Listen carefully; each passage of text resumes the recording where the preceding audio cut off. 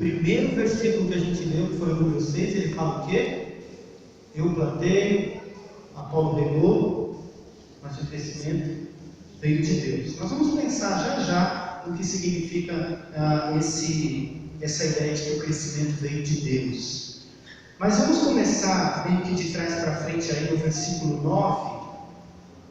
Já que estamos no versículo 9, falando sobre organismo vivo, porque uma lavoura trabalha com vegetais, com plantação, que é um organismo vivo, e todo organismo vivo saudável ele cresce. Você sabia que um organismo vivo ele cresce e se multiplica, mesmo que seja bactéria? Até bactéria se multiplica, né? Cresce. É nocivo, traz algumas doenças, nos maltrata, mas é um organismo vivo. E sendo um organismo vivo, se multiplica e cresce. Vamos pensar, aniversário da igreja, às margens da sua maioridade cronológica, 18 anos. Qual é o ideal de Deus para essa comunidade?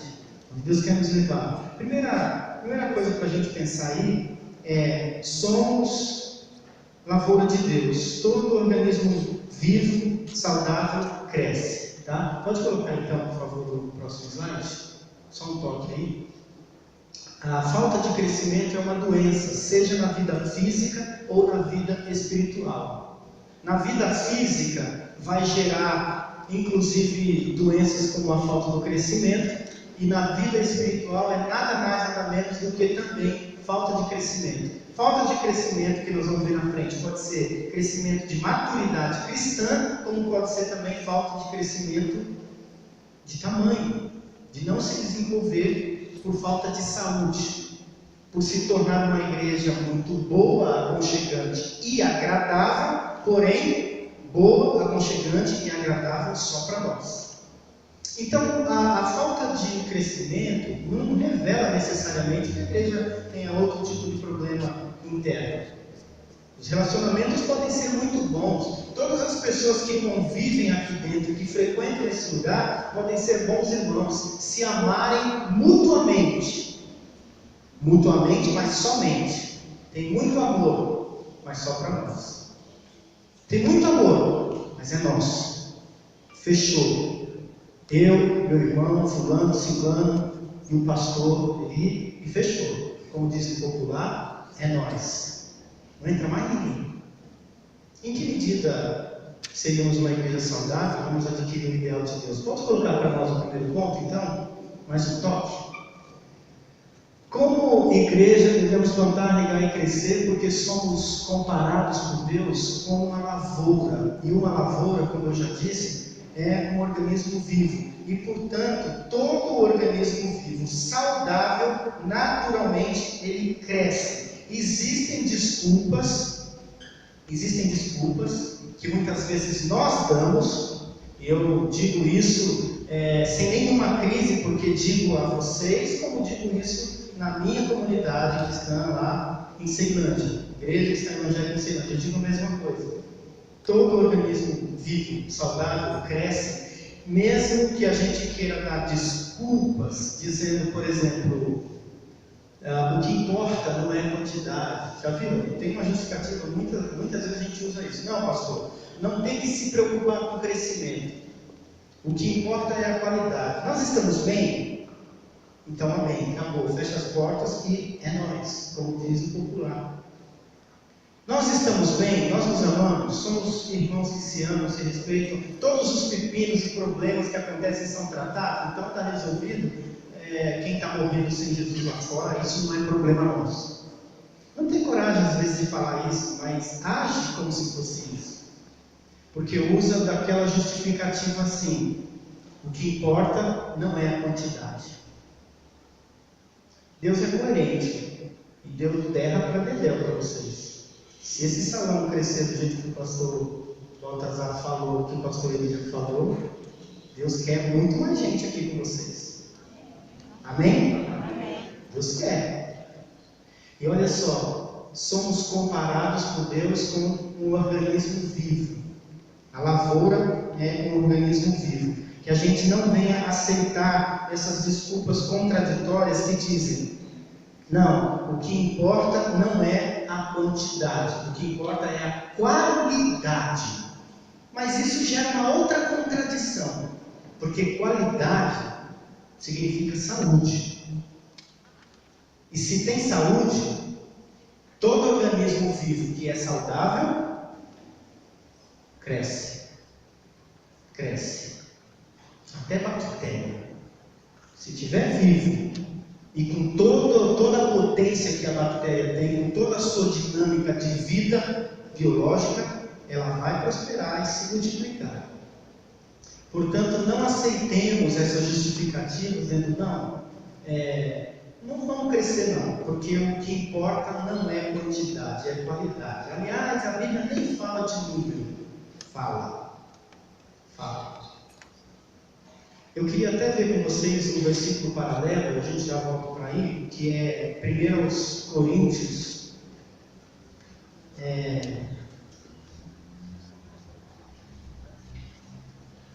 Perdão. João 3,8. Né? João 3,8. O vento sopra aonde quer. Ouve-se a sua voz, mas não sabe de onde vem e nem para onde vai. Assim é todo que é nascido do Espírito. Acho que eu coloquei o próximo slide, não? Coloquei, né? Mas não coloquei para a gente. Olha lá. O vento sopra aonde quer. Ouve-se a sua voz, mas não sabe de onde vem e nem para onde vai. Assim é todo aquele que é nascido do Espírito. Sabe o que esse texto está nos ensinando? Que a igreja cheia do Espírito não tem que se amarrar. Não tem que se amarrar. E graças a Deus que vocês são libertos. Porque imagina se alguém na época dissesse: não, pastor, vamos ficar aqui, porque aqui cabe. Sabe o que teria acontecido? Até hoje estaria no outro balcão lá na frente. Alguém ousou, na ousadia do Espírito, falar: não, vamos ampliar. Passo de fé. Já pensou se alguém dissesse: não, mas começou ali, vamos honrar o que Deus fez. Aí usa justificativos espirituais: não, vamos honrar o que Deus fez, porque foi Deus que nos deu aquele lugar ali na frente e consagramos. Existe uma Bíblia que nós enterramos ali e tornamos aquele lugar sagrado, porque no dia da fundação o irmão pegou um pedacinho do pão da ceia e enterrou no alicerce do piso, e tem um pedacinho do pão da ceia do Senhor enterrado naquele piso e jamais podemos sair de lá. Então está movido por tradições e não pelo Espírito Santo, porque o vento ele sopra onde quer. A gente ouve sua voz, mas não sabe de onde vem, nem para onde ele vai. Assim é todo aquele que é nascido do Espírito. A gente não sabe nem de onde vem e nem para onde vai. Então, se a gente perguntar hoje: aonde vai parar essa igreja, pastor? Não sabemos. Um dia foi na casa do irmão, 23 anos atrás, outro dia foi no sei onde, outro dia foi lá no salão, hoje está aqui e espera-se que vá lá para frente e vá aonde Deus mandar. Amém? Porque se é movido pelo Espírito, então tem que ser dinâmico do jeito que Deus quer. Amém, igreja? Amém. Segundo, pode avançar um pouquinho aí. Que o poder do Espírito livre a igreja de doenças que paralisam. E mesmo com o avançar da idade, que a igreja nunca perca na sua mobilidade, que a igreja nunca perca a direção do poder do Espírito. Uma igreja é contrário do nosso sistema humano, pecador, limitado e condenado à morte. A igreja não é condenada à morte, o nosso corpo é. Primeiro quem vai para o céu, o corpo vai ficar. A igreja não, ela vai para o céu. O organismo vivo de Deus. E ela é o contrário. Quanto mais velha ela fica, mais poderosa fica. É isso que Deus espera para essa igreja. Que cada ano que passa, ou cada ano que passe, ela fique mais ágil, poderosa, ganhe mais força e mais agilidade.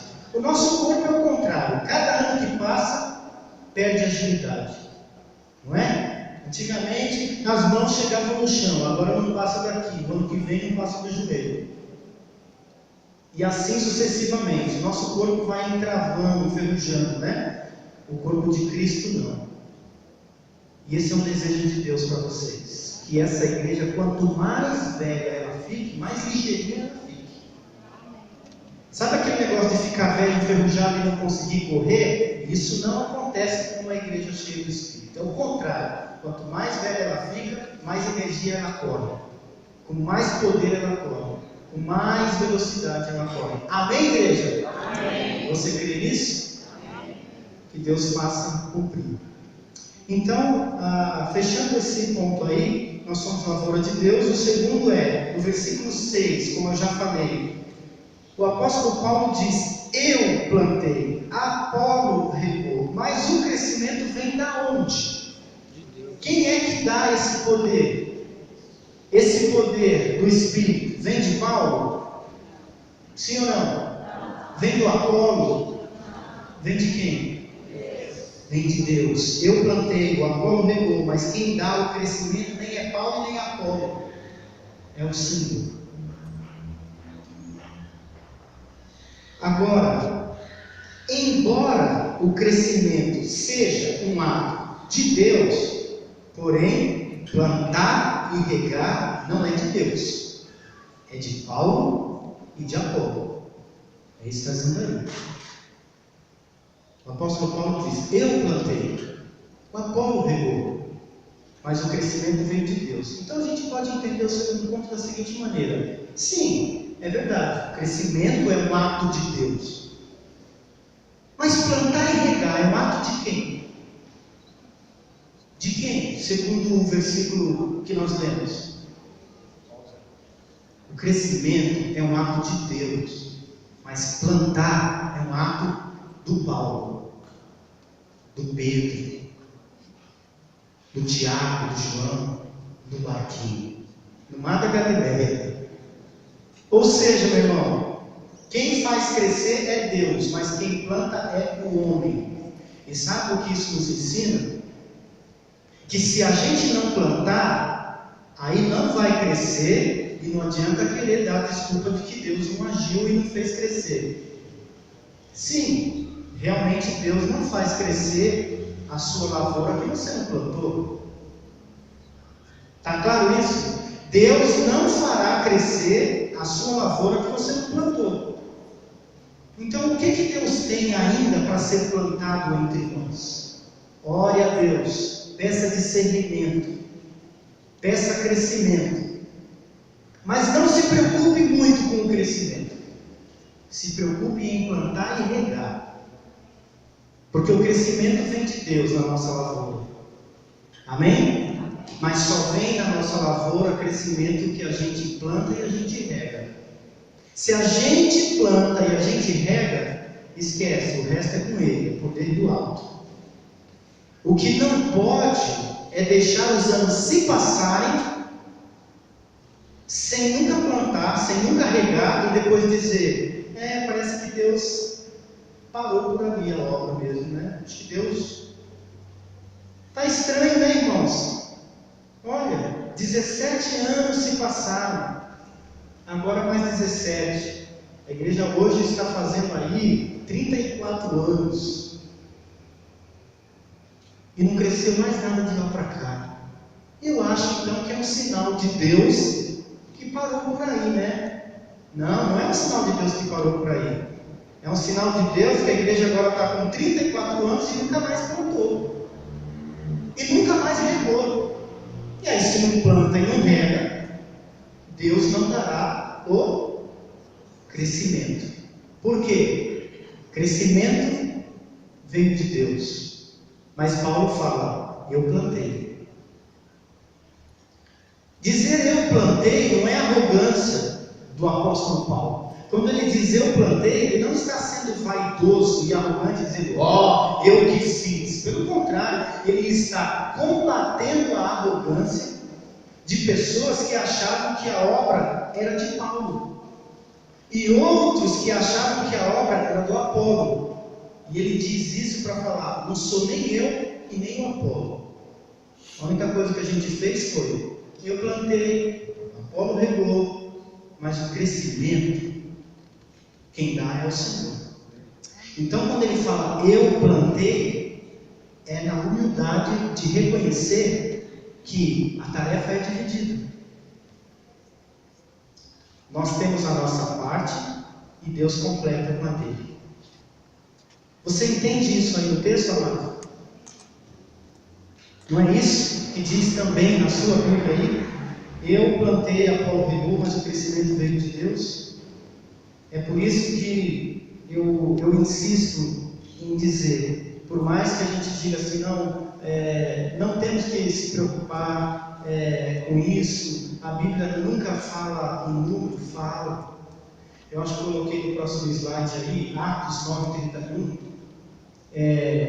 A igreja tinha paz por toda a Judéia, Galiléia e Samaria, edificando-se e caminhando no temor do Senhor, e no conforto do Espírito Santo crescia em número. E no conforto do Espírito Santo crescia em número. Deus deseja ver a nossa obra crescer. Nossa não, né? Deus deseja ver a obra dele crescer em nós, através de nós, através do nosso plantio, através do ato de nós chegarmos e plantarmos, através do ato de nós chegarmos e regarmos. O crescimento veio de Deus. Por isso, meu irmão, não tenha preconceito de falar em crescimento, não. Não tenha. Não tenha esse preconceito de falar, o que importa não tem nada a ver com isso. Deus quer ver essa obra crescer. Não delegue somente o pastor. Não, isso aí é coisa do pastor. Se for crescer, com o trabalho dele. A igreja não cresce com o trabalho singular do pastor. A igreja só cresce na coletividade. Nem Paulo, que era o maior apóstolo que escreveu 12 cartas de todo o Novo Testamento, em 27, quase metade dele, o que ele está dizendo aqui é que nem ele faz sozinho. Nem ele faz sozinho. O que ele está dizendo aqui é: um planta, outro rega, e o crescimento vem de Deus. Ele não bateu no peito dizendo, deixa comigo, eu planto, eu rego, e Deus dá o crescimento. Não. Eu não dou o crescimento porque não sou Deus e não tenho poder para dar. E até aquilo que não é de Deus, o que é humano, eu também não faço sozinho. Mesmo aquilo que é humano, porque o crescimento vem de Deus, isso não é humano, isso é divino. Agora, plantar e regar é humano. Mas mesmo aquilo que é humano, o apóstolo Paulo não faz sozinho.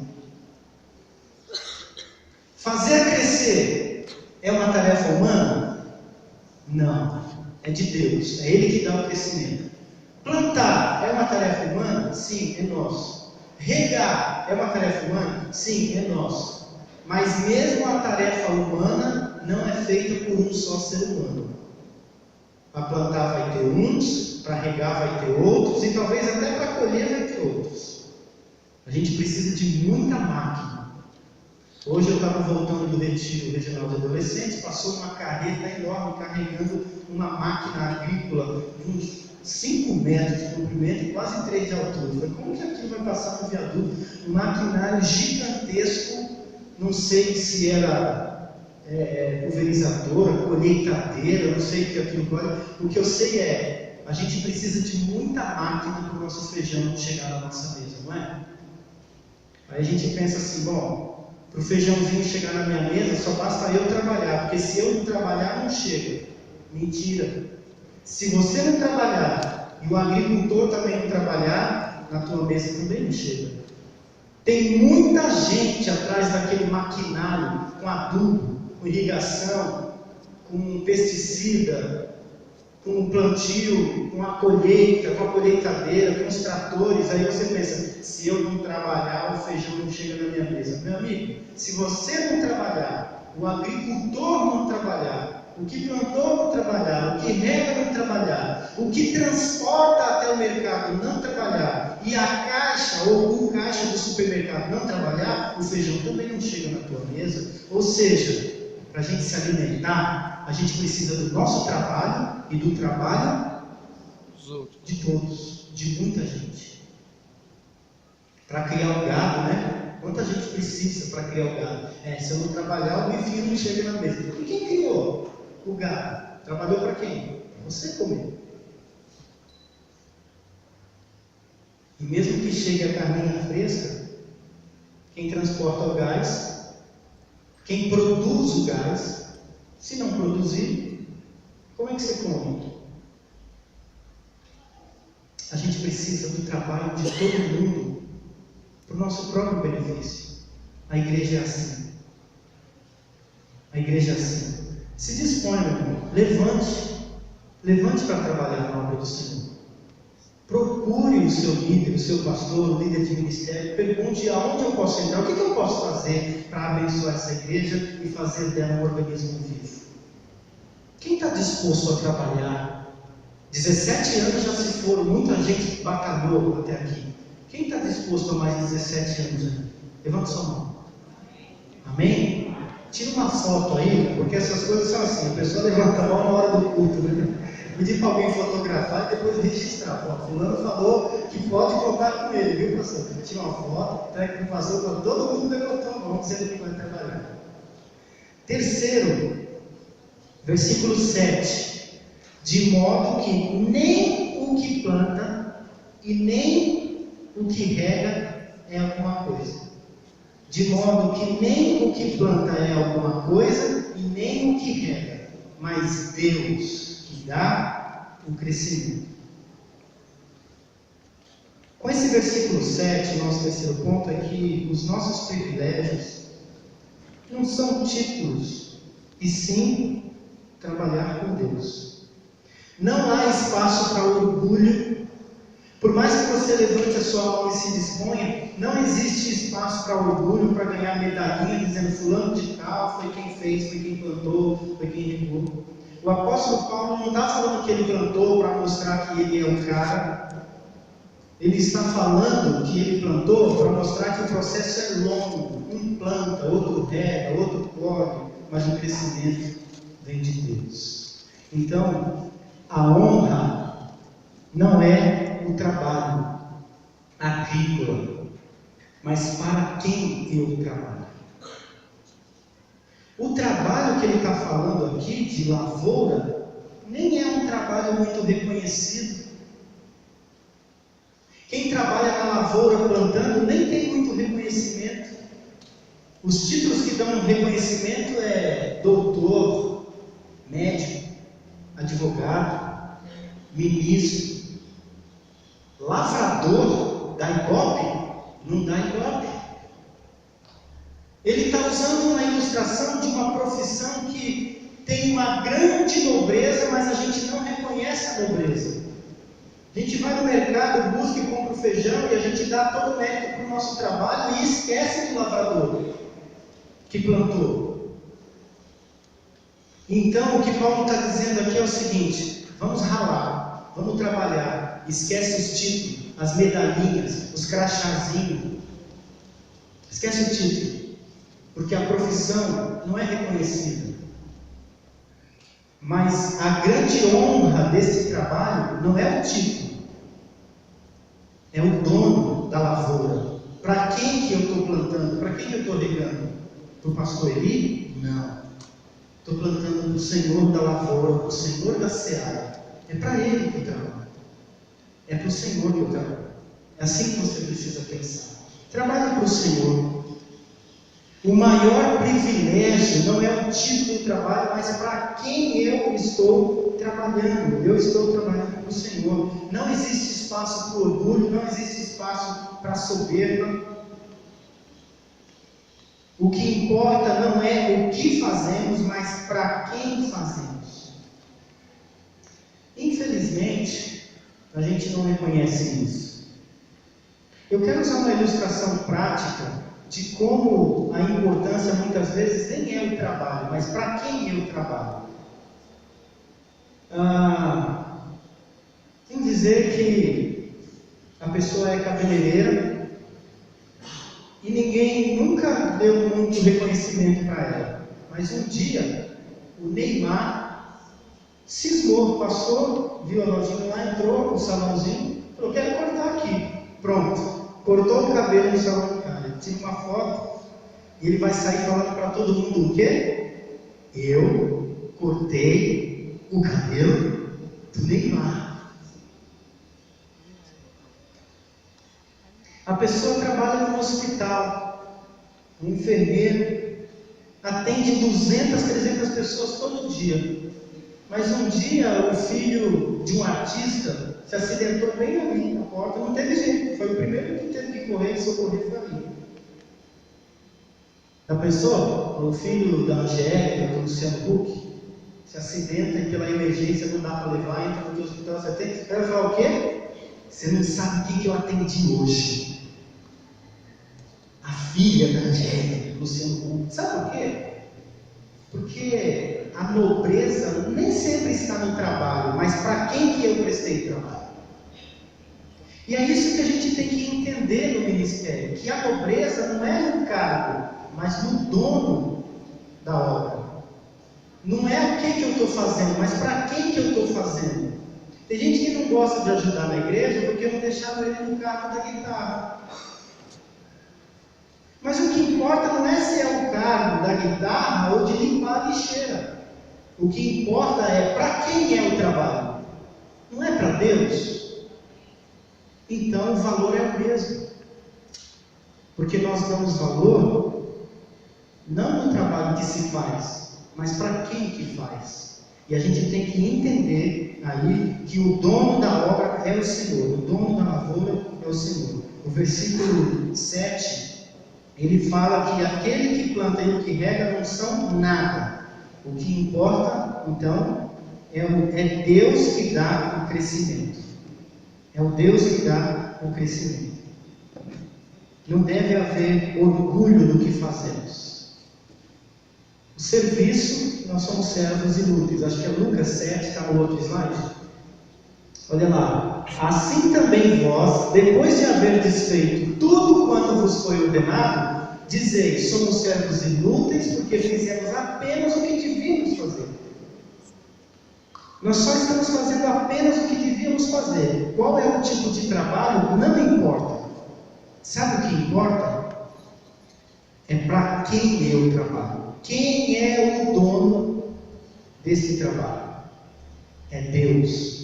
Então, se o meu trabalho aqui é simplesmente limpar uma mesinha no final do culto da ceia, eu sou honrado, porque não é um tipo de trabalho, mas para quem eu trabalho. Se o meu trabalho no final é ajudar e empilhar as cadeiras, não é um tipo de trabalho, é para quem eu trabalho. O trabalho ele é rico, nobre e valioso porque é para Deus. Não é para nenhum dos pastores aqui, né? É para Deus. A nobreza está em ser para Deus. E por último, versículo 8, que diz: ora, o que planta e o que rega são um, e cada um receberá o seu galardão, segundo o seu próprio. Já fechou a Bíblia aí, irmão? Segundo o seu próprio trabalho. Cada um receberá o galardão pelo seu próprio trabalho. Você vai ser honrado por Deus e reconhecido por Deus segundo o seu próprio trabalho. Cada um receberá o galardão de Deus segundo o seu próprio trabalho. Veja bem, já é hora de você começar a pensar, puxa vida, então se isso que está dizendo no 8 é verdade, de que cada um receberá o seu galardão de acordo com o seu próprio trabalho, será que isso que está na Bíblia é verdade? Bom, é claro que é verdade, porque é a palavra de Deus. Então, se isso é verdade, está na hora de eu começar a avaliar a medida do meu trabalho. Porque cada um receberá o seu galardão de acordo com a medida do seu trabalho para Deus. Já é hora de você se preocupar com isso.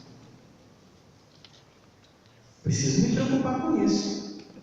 Se está na Bíblia, se a Bíblia é a palavra de Deus, e se Deus não mente, então Ele vai recompensar a cada um de acordo com o seu trabalho. E aí eu faço uma pergunta, já finalizando. Você tem trabalhado para quem? Para Deus ou para você mesmo?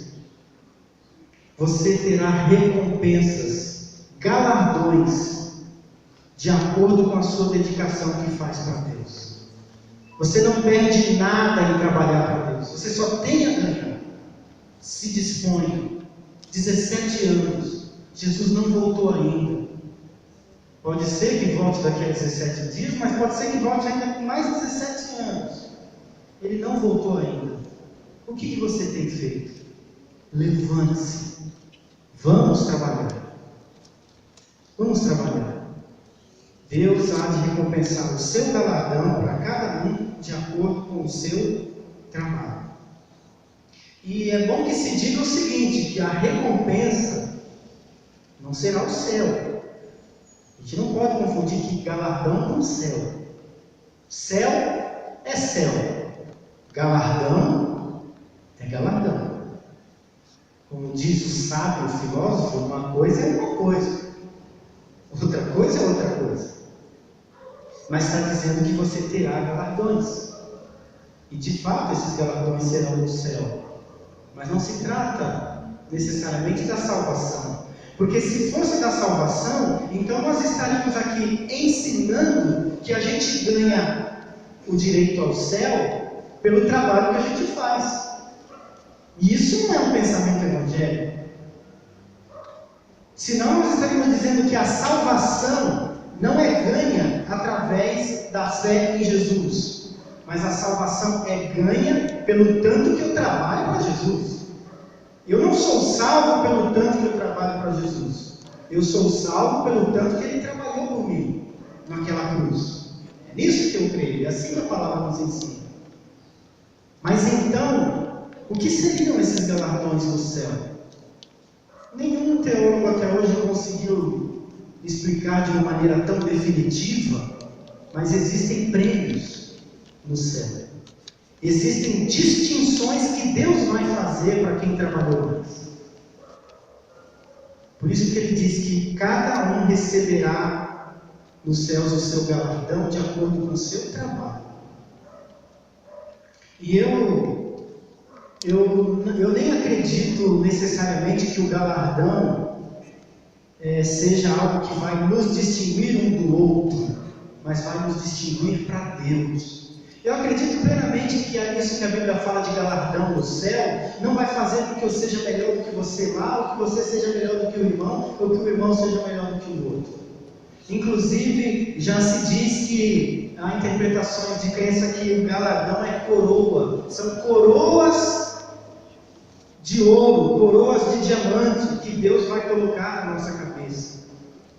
Quem trabalhou pouco vai ter uma coroazinha do tamanho de uma aliança em cima da cabeça. O próprio cabelo esconde a coroa. Mas quem trabalhou mais vai ter uma coroa do tamanho desse lustre aqui, ó, do tamanho dessa coluna de luz.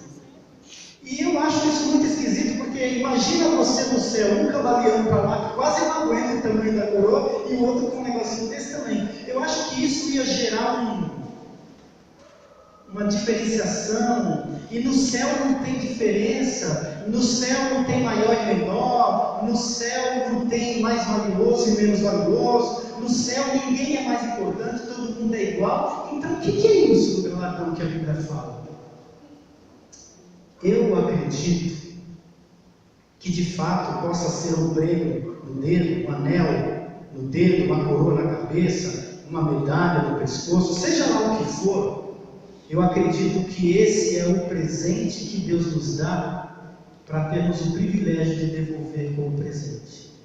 Eu imagino que seja algo como Deus te recompensando na entrada do céu, dizendo: meu filho, você trabalhou demais, você trabalhou mais do que todos ali, eis aqui a sua coroa, e você muito grato, e humilde, e até envergonhada por saber que podia ter feito mais, vai tirar aquela coroa da cabeça e dizer: eu deposito aos teus pés. Eu acho que ninguém vai entrar no céu com coroa, vai ficar tudo na porta lá de homenagem para Deus, sabe? Eu imagino algo meio assim, ficar tudo na porta do céu lá como homenagem para Deus. E se essa ideia faz algum sentido, eu fico pensando, então, qual é a homenagem que você vai dar na porta do céu para Deus? Tem gente que vai dar uma coroa de ouro do tamanho dessa coluna aqui para Deus, mas tem gente que vai meter a mão no bolso e falar assim: ó, não deu. Vai puxar: eu acho que eu tenho um grão aqui de cabelo. Peraí. Eu quero ter o privilégio de dar o meu melhor para Deus. É disso que nós estamos falando. Se no céu, quem vai ser maior, quem vai ser melhor no céu, eu não creio que vai haver distinção, diferença e discriminação. Seremos iguais, mas para Deus alguns vão poder dar mais. Você deseja dar o teu mais para Deus, o teu melhor? Sim ou não? Então pense nisso. Pense nisso. Tanto é que o próximo versículo diz o seguinte, olha só, Marcos capítulo 10, versículo 41 e 42. Mateus 10, 41 e 42. Quem recebe um profeta no caráter de profeta, recebe galardão de profeta. O que recebe um justo no caráter de justo, receberá galardão de justo. E quem der de beber, ainda que seja um copo de água fria, para um desses meus pequeninos, por ser este meu discípulo, em verdade vos digo que ele de modo algum perderá o seu galardão. Olha que bonito, Deus está contando tudo. Fala que até um copo de água que a gente dá para um necessitado, Deus está contando.